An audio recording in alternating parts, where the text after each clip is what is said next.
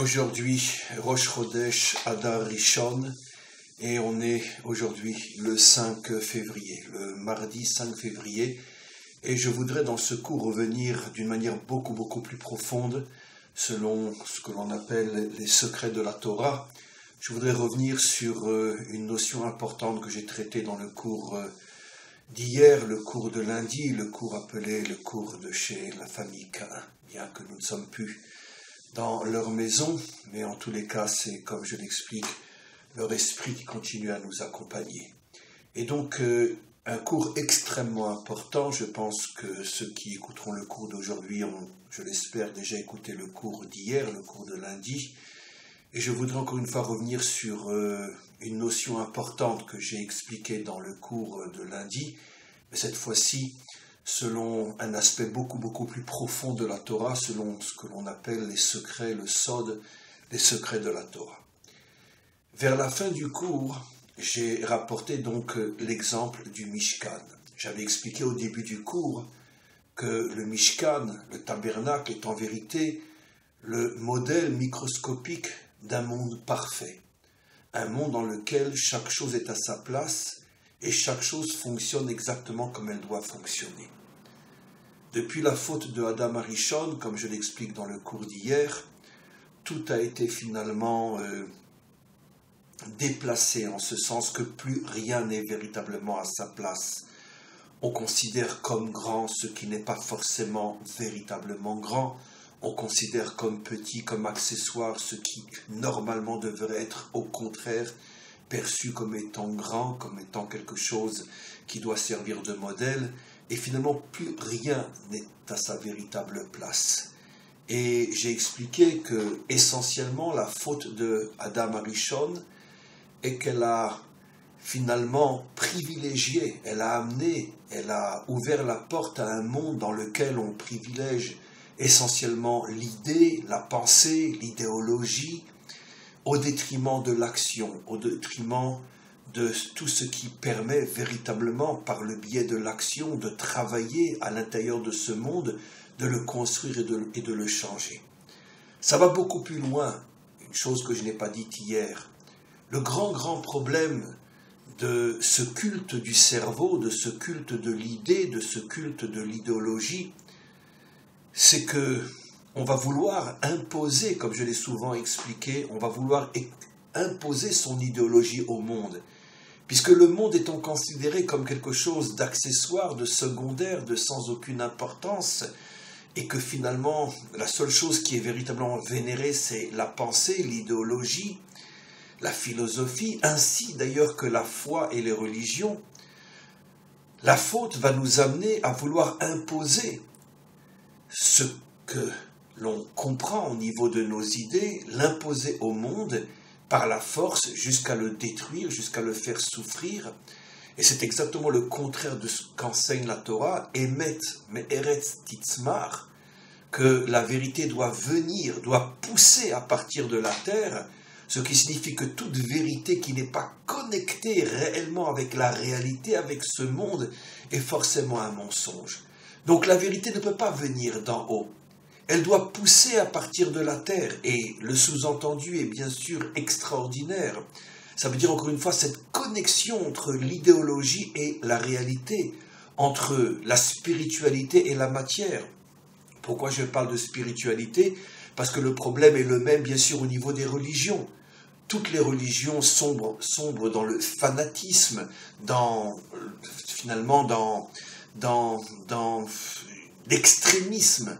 Parce qu'au nom de Dieu, au nom de la foi, au nom de la vérité, tout est permis. D'ailleurs, au nom de toutes les vérités déconnectées de la réalité, malheureusement, tout est permis.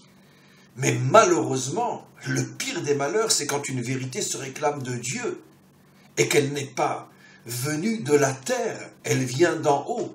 Et donc, au nom de Dieu, tout est permis. C'est la raison pour laquelle, de toutes les idéologies meurtrières, la plus meurtrière de toutes est justement une religion qui détruit le monde, qui fait souffrir le monde au nom de Dieu, parce que cette idéologie n'a pas poussé à partir du monde, mais est venue d'au-dessus du monde et veut s'imposer au monde. Ça, c'est l'un des aspects les plus catastrophiques, les plus meurtriers, les plus terribles, les plus douloureux dans le monde, finalement, que le monde traverse depuis la faute de Adam Arishon. Et donc le Mishkan est une remise en place de chaque chose telle qu'elle doit être, telle qu'elle aurait dû toujours être. Et dans ce monde tel qu'il est réorganisé par le Mishkan, qui est bien sûr lui-même un modèle microscopique du monde de la délivrance finale, dans ce monde, on pourra à nouveau retrouver les vraies valeurs, chaque chose étant à sa place. Alors on va commencer dans le cours d'aujourd'hui. J'ai expliqué à la fin du cours d'hier que les 3 ustensiles qui représentaient plus que tout autre la perfection finale, c'est le Aaron, la Torah, qui se trouve dans le Aaron, dans l'arche. On va justement voir d'après nos commentaires qu'il ne s'agit pas que d'une arche, mais de 3 arches, et c'est ce qu'on va commencer aujourd'hui à expliquer. Après, il y a le rideau qui sépare le Saint des Saints du Echal. L'Echal, ça veut dire donc la salle dans laquelle se trouvent 2 autres ustensiles extrêmement importants. Au nord, à droite, quand je rentre, proche du Saint des Saints, la table, qui représente, comme je l'ai expliqué hier, la dimension matérielle de ce monde, et en face, sur la même ligne, se trouve la Ménorah, donc la lumière qui représente la lumière de la Torah. Ça, c'est ce que j'ai expliqué hier. Et encore une fois, il faudrait écouter le cours d'hier ou l'écouter pour la première fois. Mais maintenant, je vais rentrer plus profondément dans le cours et je vais commencer à expliquer ce que nos maîtres révèlent d'une manière extraordinaire sur l'arche elle-même, ou plutôt sur les 3 arches. À partir de leur compréhension des versets, nos maîtres nous expliquent qu'en fait, la Torah n'était pas dans une seule arche, elle était dans 3 arches. C'est-à-dire qu'en vérité, 3 boîtes qui étaient l'une dans l'autre, comme des poupées russes, si je ne me trompe pas. Une grande boîte dans laquelle on mettait une autre boîte et dans laquelle on mettait une 3e boîte, et on faisait rentrer la Torah dans ces 3 boîtes. Et au-dessus de ces 3 boîtes se formait une sorte de couronne qui en vérité couronnait l'arche dans les 3 arches dans lesquelles se trouvait la Torah. Alors bien sûr, la question qui se pose, c'est pourquoi 3 arches? À quoi font-elles allusion? Et pourquoi cette couronne au-dessus de ces 3 arches, de ces 3 armoires? Alors bien évidemment, les maîtres de secret nous expliquent que ces 3 arches font allusion aux 3 sphirotes, aux 3 attributs divins les plus élevés, qui finalement incarnent le monde caché, le monde spirituel, le monde qui appartient à une dimension qui est complètement au-dessus de notre dimension, de notre monde à nous, car comme nous le savons, notre monde a été créé avec le chiffre 7, c'est-à-dire que le chiffre 7 incarne l'ensemble des dimensions, des règles, des lois, des structures qui composent notre monde matériel. D'ailleurs, on le retrouve aussi facilement par rapport aux différents points cardinaux, et j'explique. J'ai devant moi, on va dire, le nord, j'ai derrière moi le sud, j'ai à ma droite l'est, j'ai à ma gauche l'ouest, je suis donc à 4 points, et puis j'ai la dimension qui est au-dessus de moi, 5e point, j'ai la dimension qui est au-dessous de moi, 6e point, et moi qui suis au centre, qui est en vérité le centre, le point de rassemblement de toutes les dimensions, donc 6 dimensions qui tournent autour du point qui est au centre de ces 6 dimensions. Donc au niveau de l'espace, on retrouve le chiffre 7. Au niveau du temps, bien évidemment, on a le chiffre 7 avec les 7 jours de la semaine, ce qui veut dire que le chiffre 7 incarne notre dimension matérielle. Mais il y a encore 3 autres attributs, 3 autres énergies divines qui commencent à partir du chiffre 8, 9, 10, qui correspondent à des structures, qui correspondent à des forces qui sont complètement au-dessus de notre monde, qui sont en connexion avec notre monde, comme on l'a déjà expliqué, comme on va l'expliquer, mais qui incarnent des énergies qui sont complètement au-delà, au-dessus des limites de ces énergies qui dirigent et qui gouvernent notre monde matériel, lui-même représenté par le chiffre 7. Alors, ces 3 arches, l'une dans l'autre, emboîtées l'une dans l'autre, représentent donc ces 3 sphirotes élionotes, ces 3 sphirotes d'en haut, qui sont la plus élevée, le Keter, après la Chokhma et après la Bina. Traduction très légère, Keter signifie la couronne, c'est la raison, donc on commence à répondre, c'est la raison pour laquelle les trois armoires se terminaient en haut par une forme de couronne, ce qui fait allusion au Keter. La Chokhma, après le Keter, donc j'ai traduit couronne, on va expliquer bien sûr pourquoi dans ce cours. Après vient la Chokhma fait allusion à la sagesse, si je traduis plus ou moins littéralement, mais de quelle sagesse s'agit-il? C'est-à-dire la sagesse qui nous permet d'être constamment reliés à notre source de vie, qui est le maître du monde, c'est-à-dire donc c'est la sagesse, la compréhension, l'intelligence qui me permet de ne jamais me déconnecter de ma source. Et puis après, la Bina c'est l'intelligence, mais la compréhension, c'est-à-dire la compréhension du projet divin, la compréhension de la volonté divine, de manière à pouvoir la réaliser. Donc, on a le Keter, encore une fois, qui représente la couronne, et je commence à expliquer. Le Keter fait donc allusion au dévoilement de la royauté d'Hachem dans ce monde.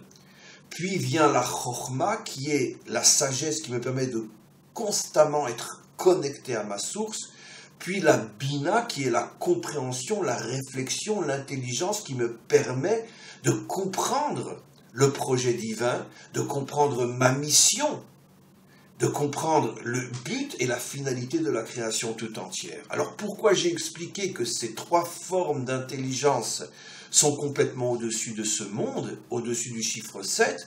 Parce que bien évidemment, dans ce monde tel qu'il est, on ne voit en aucun cas le fait que Dieu est roi, on ne peut en aucun cas comprendre comment se connecter à sa source divine, je parle dans le monde matériel tel qu'il apparaît à nos yeux, et encore moins que l'on peut comprendre quel est le projet divin et quelle est notre mission sur terre en relation avec bien sûr la volonté d'Hachem. Donc ces trois dimensions sont complètement cachées à l'intérieur de notre monde. Et pour les révéler, il va falloir donc la Torah.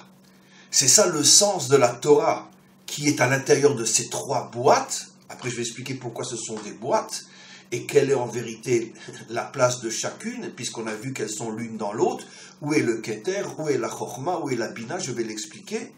Mais quoi qu'il en soit, la Torah rentre à l'intérieur de ces boîtes pour nous faire comprendre que seule l'étude et la compréhension de la Torah va nous permettre de révéler le Keter, c'est-à-dire va nous permettre de révéler que Dieu est roi, pas seulement créateur, ou pire encore, pas seulement coincé quelque part en haut dans les mondes supérieurs, notre Père qui est au ciel, qui est au ciel, surtout restez-y. Non, que Dieu est roi dans ce monde. Et donc, comment je vais révéler que Dieu est roi dans ce monde? En me connectant constamment à ma source dans toutes les actions que je vais entreprendre dans ce monde. Et surtout, j'ai le plan, j'ai le projet, j'ai la compréhension, c'est-à-dire j'ai la Bina, qui est la troisième armoire, la troisième dimension. Donc, l'étude de la Torah va me permettre de révéler finalement tout ce qui est caché dans le monde d'en bas, dans le chiffre 7, révéler la 8e dimension, révéler la 9e dimension, révéler la 10e dimension, pour que je puisse agir dans ce monde dans le but de le transformer. Alors maintenant, regardons comment nos maîtres expliquent l'emboîtement des trois armoires. Il y avait donc la première armoire qui était recouverte d'or. Cette armoire-là, on la met dans une autre armoire qui est en bois, et le bois de cette armoire n'est pas recouvert d'or. Par contre, le bois de la première armoire est oui recouvert d'or. Les trois armoires sont en bois, mais la plus profonde, celle finalement dans laquelle on met la Torah, celle-là est recouverte d'or. On la fait rentrer dans une autre boîte qui est entièrement en bois, mais qui n'est pas recouverte d'or. Et cette deuxième boîte, ainsi que la première qui est dans la deuxième, les deux rentrent dans la troisième boîte, qui sera la boîte extérieure, qui elle aussi est en bois, recouvert d'or. Ce qui veut dire qu'il y a donc deux armoires en bois recouvertes d'or, celle qui est complètement à l'intérieur et celle qui est complètement à l'extérieur. Et il y a une boîte au milieu, qui est la boîte qui reste en bois, qui n'est pas recouverte d'or. Alors bien sûr, il y a nécessairement une intention extraordinaire à cette manière finalement de construire les trois boîtes. On a déjà compris pourquoi trois boîtes par rapport à Keter, Chorma et Bina, les trois sphirotes d'en haut. Mais où se trouve chacun des attributs divins et pourquoi y en a-t-il deux qui sont recouverts d'or et pourquoi il y en a une qui reste en bois? Alors, celle qui est en bois, celle du milieu, c'est le Keter. Et je vais expliquer pourquoi dans quelques instants. En bois, sans être recouvert d'or. À l'intérieur et à l'extérieur se trouve à l'intérieur la Chorma, le bois recouvert d'or, et à l'extérieur la Bina, aussi du bois recouvert d'or. Ce qui veut dire que la sagesse qui me permet de rester connecté à ma source, cette source qui est profonde, qui est cachée dans ce monde, c'est donc la Chorma, incarnée, représentée par la boîte qui est à l'intérieur, parce que justement la source est l'intériorité de ce monde, comme d'ailleurs le fleuve provient de la rivière, qui provient du ruisseau, qui provient de la source, la partie d'eau la plus intérieure est donc la source, qui d'ailleurs est au niveau de la terre, elle jaillit, elle sort de la terre, elle était complètement cachée dans la terre. Puis après, les choses s'extériorisent, grandissent. La source incarne donc le côté le plus intérieur de ce qui va devenir le ruisseau, la rivière, le fleuve et qui se jette dans la mer.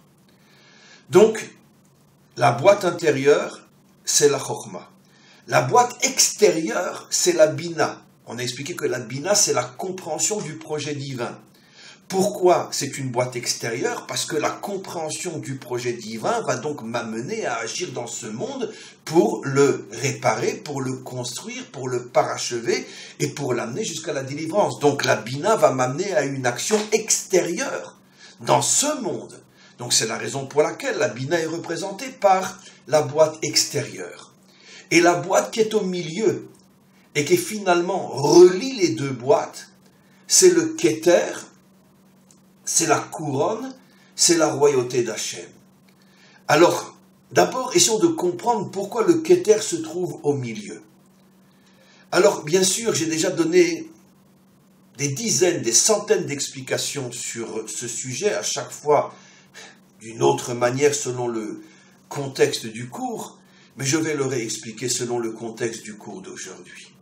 Le grand problème de la Chorma et de la Bina, c'est que ce sont finalement deux types d'intelligence qui sont à l'extrême opposé l'un de l'autre. Parce que la Chorma me ramène constamment à ma source, me ramène constamment dans l'intériorité cachée, profonde, mystérieuse de la création. Et donc d'une certaine manière, le Keter me pousse, si j'ose dire, à force de me rapprocher de la source, à m'annuler dans ma source, à m'intégrer dans ma source, et d'une certaine manière à tourner le dos du monde, parce que plus je rentre dans le monde, plus j'agis dans le monde, et plus d'une certaine manière, je m'éloigne de ma source, exactement comme le ruisseau commence à s'éloigner de la source, la rivière s'éloigne encore plus du ruisseau qui s'éloigne encore plus de la source, le fleuve est le plus éloigné de la source elle-même, et la mer, l'océan, dans lequel se jette le fleuve, est à l'extrême opposé, le plus éloigné de la source. Ce qui veut dire que plus je rentre dans ce monde, plus finalement je m'éloigne de la source. Donc la Bina, à partir du moment où elle me révèle mon projet et ce que je dois faire dans le monde, la Bina me pousse vers l'extériorité. C'est la raison pour laquelle c'est la boîte extérieure. Alors que la Chorma, au contraire, me ramène constamment vers l'intériorité. Dit dans un langage beaucoup plus moderne, la Chorma va faire de moi un être très spirituel. La Bina va faire de moi un être beaucoup plus matériel et matérialiste, puisque la Bina m'oblige à rentrer dans ce monde. Et donc le problème, c'est que finalement ces deux forces vont s'éloigner, ne vont pas pouvoir s'unir, et finalement je vais me retrouver dans une situation où je vais devoir choisir, puisque je n'arrive pas à les unir. Ou je choisis la Chorma et je vais être un homme spirituel complètement déconnecté de ce monde, ou je ne choisis que la Bina et je risque de devenir un homme très matériel et très matérialiste qui ne va s'intéresser qu'à ce monde.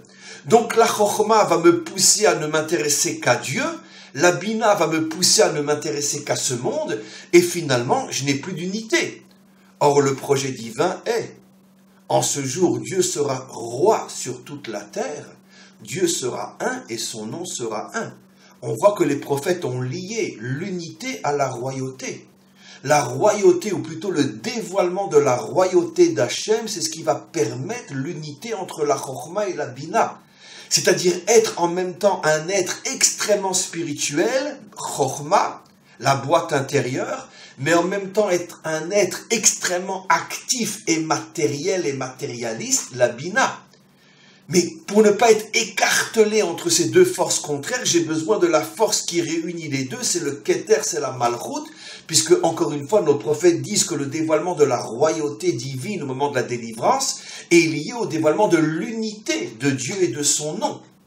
Donc la royauté et l'unité sont deux notions qui vont toujours ensemble. Si Hachem se dévoile comme roi, automatiquement se dévoile l'unité entre les contraires.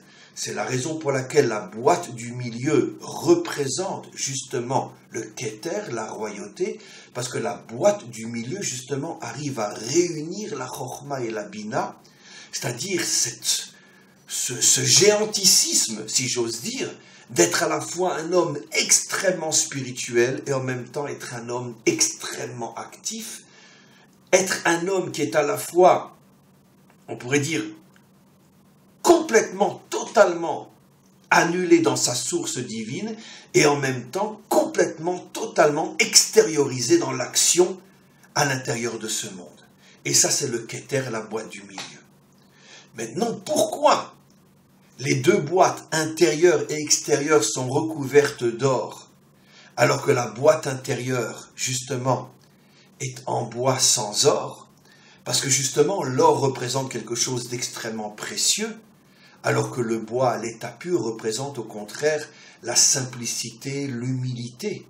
Évidemment, quand tu rentres chez quelqu'un et qu'il te montre ses ustensiles en or, tu comprends tout de suite que c'est quelqu'un de très riche, de très puissant, de très précieux. Et quand tu rentres chez quelqu'un et que tu vois une table en bois et des chaises en bois, tu comprends que c'est quelqu'un de très simple. Ce qui veut dire que le bois incarne l'humilité, alors que l'or incarne d'une certaine manière la préciosité. Je ne sais pas si on dit comme ça en français, mais vous m'avez compris. J'explique. Lorsqu'un homme n'a que la Chokhma, il ressemble à de l'or, parce qu'étant constamment et complètement et uniquement connecté à Dieu, automatiquement cette dimension spirituelle va l'élever jusqu'à des niveaux spirituels très très très très hauts. Si je parle encore une fois bien sûr de quelqu'un qui est profondément, honnêtement, authentiquement connecté à Dieu, mais il n'a que la Chokhma. Donc il va devenir comme de l'or, quelque chose d'extrêmement élevé. Ce sont tous les grands tzadikim, tous les grands justes, tous les grands géants de l'histoire spirituelle du monde. Les prophètes, qui sont constamment connectés avec Dieu. Je ne dis pas qu'ils n'avaient que la Chokhma, qu'à Dieu ne plaise, mais dans leur état de prophète, ils sont surtout au niveau de la Chokhma, et ça devient des êtres spirituels immenses, des géants spirituels, c'est ça l'or. À l'extrême opposé, lorsque quelqu'un s'investit uniquement dans ce monde et réussit, lui aussi va devenir comme de l'or. Parce qu'il va réussir, il va s'enrichir, il va devenir puissant, il va devenir connu, il va devenir une vedette, peu importe. Il va briller.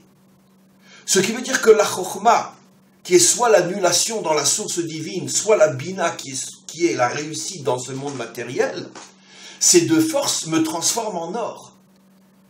Mais le défaut c'est qu'il va me manquer, je vais perdre l'humilité.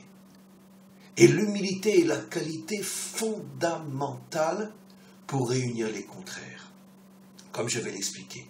Sans humilité, sans annulation de soi, sans simplicité, il est absolument impossible de réunir les contraires. Pourquoi? Parce que quand je suis grand dans un domaine, ça flatte tellement mon ego que j'ai pas envie d'en sortir. Donc finalement, je Je m'enferme dans mon système puisque j'ai réussi dans mon système et finalement je ne respecte, ne reconnais que mon système parce que d'une certaine manière, comme mon système, celui dans lequel je suis enfermé me grandit, il flatte mon ego. Et je ne veux pas entendre parler d'un autre système que le mien. C'est vrai pour la dimension spirituelle. Si quelqu'un devient un géant dans la dimension spirituelle, il n'a plus du tout envie de s'investir dans le monde matériel. Et vice-versa, si quelqu'un devient un géant dans le monde matériel, ne lui parlez pas de spiritualité.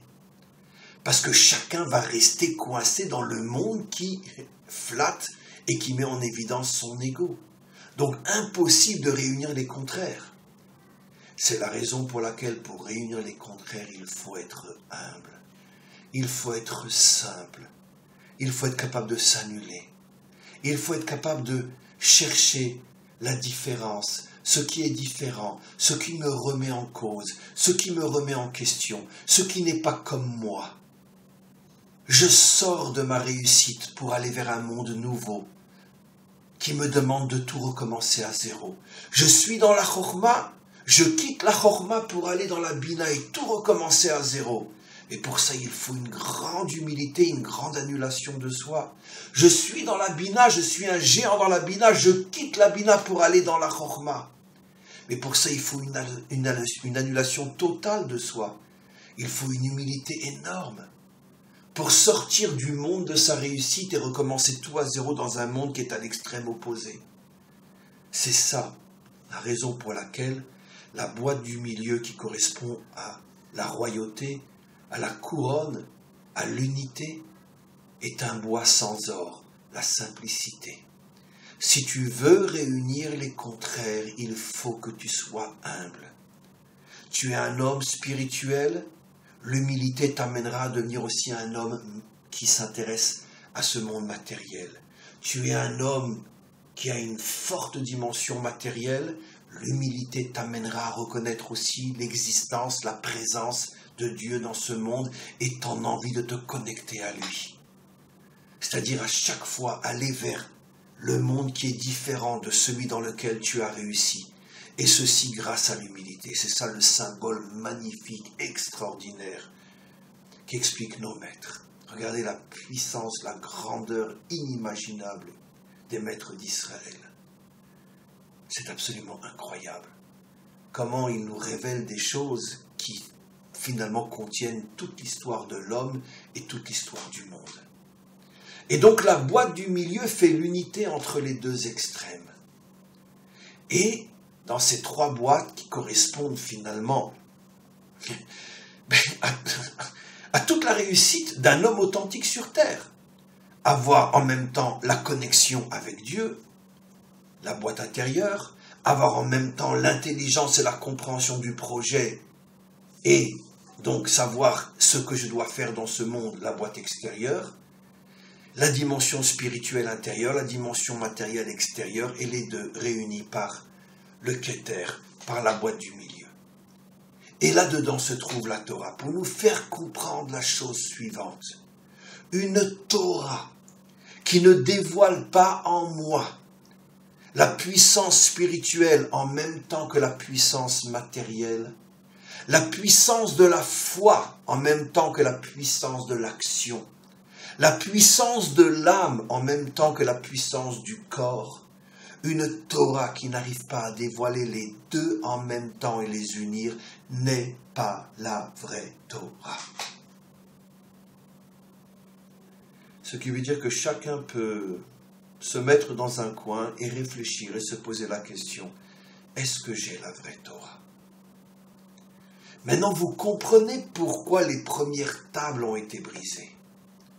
Ceci veut nous faire comprendre, parmi toutes les explications possibles, que l'homme n'est pas arrivé à ce niveau de la vraie Torah. La vraie Torah s'est brisée. Parce que jusqu'à la délivrance finale, pratiquement personne n'a la vraie Torah, parce que pratiquement personne n'arrive à unir ces deux dimensions. Être à la fois un Talmid Chacham, un géant dans la Torah, et en même temps un géant dans l'action dans ce monde. Un géant dans la Torah et un géant dans les différents domaines de ce monde, politique, économique, militaire, peu importe. En vérité, nous avons eu et vous le savez tous et toutes, un modèle qui est le microcosme du Mashiach, le roi David, qui est en même temps un homme de foi, un homme d'émouna, un homme de Torah, un homme de prière, un homme de... le summum de la spiritualité, l'homme des psaumes, et en même temps un guerrier farouche, un dirigeant, un politicien, un roi, un homme qui était brillant dans toutes les dimensions de l'existence, en haut et en bas. Lui représente justement le Aaron, dans lequel rentre la vraie Torah. Parce que la Torah, la vraie Torah, ne rentre que dans celui qui a les 3 dimensions.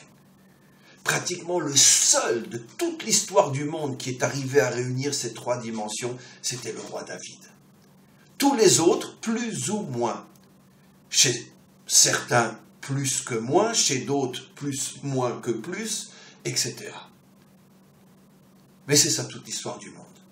Jusqu'à ce que vienne le Mashiach, et le Mashiach, lui, redévoile ces 3 dimensions, mais cette fois-ci, pas seulement pour lui, il arrivera à les enseigner et à les faire rentrer d'abord dans notre peuple et après dans l'humanité tout entière. Voilà ce que représente l'arche. Pourquoi l'arche se trouve dans le Saint des Saints, dans l'endroit le plus caché, dans lequel même le Kohen Gadol, le grand prêtre, ne pouvait rentrer qu'une fois par an à Yom Kippour?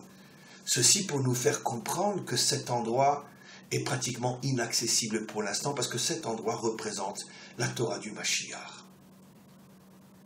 Et dans l'arche se trouvaient les morceaux de Torah brisés, les premières tables et les deuxièmes tables. Comme pour nous faire comprendre que, finalement, les deuxièmes tables n'incarnent pas, on pourrait dire, la véritable Torah. C'est pour ça qu'à côté d'elle, on mettait les tables brisées, qui est cette Torah première que Hachem nous a donnée, mais que nous ne sommes pas parvenus à garder parce que nous ne sommes pas arrivés à réunir les contraires, bien sûr par faute d'humilité, parce que l'ego, l'orgueil, le moi a pris le dessus. C'est la raison pour laquelle Moshe nous a donné les premières tables, parce que Moshe était le plus humble des hommes. Pourquoi de toutes les qualités, c'est celle qu'on met en évidence, alors qu'évidemment il avait des centaines d'autres qualités. Pourquoi on met en évidence son humilité? Parce que pour donner les premières tables, qui sont justement les 3 armoires, les 3 réceptacles de la vraie Torah, il fallait un homme comme Moshe, bien évidemment. Mais quand Moshe a voulu donner la Torah au peuple, il a vu que le peuple n'était pas au niveau, il les a brisés. Comme pour dire, maintenant il va falloir toute l'histoire pour reconstruire les tables brisées. En attendant, on a une autre Torah. Une Torah qui n'arrive pas à réunir à la perfection les contraires. Une Torah qui n'arrive pas à réunir à la perfection l'âme et le corps. C'est pour ça que dans toute l'histoire, y compris de notre peuple, tu auras ou des hommes qui sont trop spirituels ou des hommes qui sont trop matérialistes, mais pratiquement tu ne trouveras jamais quelqu'un qui est véritablement la boîte du milieu qui arrive à réunir les contraires. C'est pratiquement impossible. Donc c'est la raison pour laquelle ces trois arches se trouvent dans le Saint des Saints, et la raison pour laquelle personne ne peut y rentrer qu'une fois par an le Kohen Gadol à Yom Kippour. Pourquoi Yom Kippour? Le jour du pardon, le jour de la réparation. Comme pour nous faire comprendre que seulement lorsque le monde sera réparé, seulement alors on pourra véritablement rentrer dans le Saint des Saints, c'est-à-dire que cette Torah, la Torah du Mashiach, la Torah de la délivrance, se dévoilera dans l'univers tout entier. Voilà le grand message. On va s'arrêter là. Dans le prochain cours, je vais parler des deux autres ustensiles, d'après aussi les secrets. Méditez bien ce cours, réfléchissez bien, écoutez-le 1 fois, 2 fois, 3 fois, car c'est un cours d'une importance extrême. Je tiens juste à préciser que donc dimanche prochain, comme vous le voyez, on va faire un live en Saint-Marie, dans un endroit tout à fait exceptionnel. Et vous le savez, on a besoin de votre aide pour pouvoir réaliser ce live. Alors grâce à Dieu, Baruch Hashem, chaque fois que l'on fait un live, plus ou moins 1 fois par mois, il y a de nombreux participants qui nous aident à réaliser ce live. Malheureusement, il ne s'agit que de 1 ou 2% par rapport à la quantité, les milliers de ceux qui profiteront de ce live. Malheureusement, ce n'est toujours qu'une petite minorité de personnes qui comprennent, comme je dis toujours, que dans ce monde, il faut être un donneur avant d'être un receveur. Et donc, je vous invite à faire partie de ces donneurs, à faire partie de ceux qui ne peuvent pas supporter de recevoir sans donner à ceux qui leur donnent tant. Aidez-nous à réaliser ce live, c'est très important, il y a d'énormes frais. Et puis d'une certaine manière, vous le savez, on prend des risques aussi, on va en Samarie, vous verrez vous-même dans des endroits qui sont très très peu protégés. On prend beaucoup de risques et on investit énormément de nos personnes pour pouvoir vous apporter des choses que personne ne fait comme nous savons les faire. Alors aidez-nous à pouvoir réaliser ce live de dimanche. En attendant, à tous et à toutes, à très très bientôt.